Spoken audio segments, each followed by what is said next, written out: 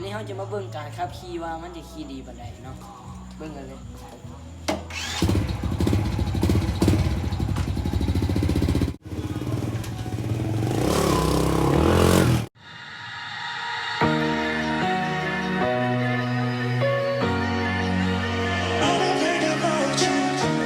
โอกาสพันธุสุ่มชาวไทยชาวลาว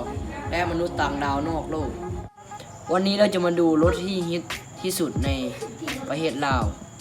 นะครับ Till I get up, time is barely on our side. I don't wanna waste what's left. The storms we chase are leading us, and love is all we'll ever trust. Yeah. เราจะมาฟังเสียงสตาร์ทเครื่องนะครับ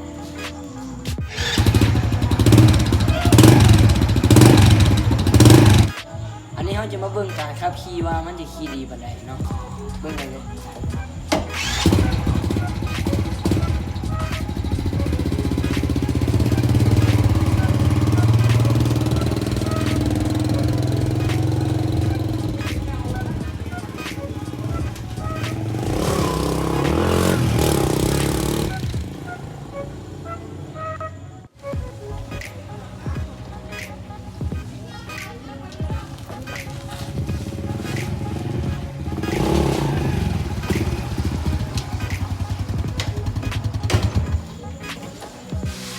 นี่ครับ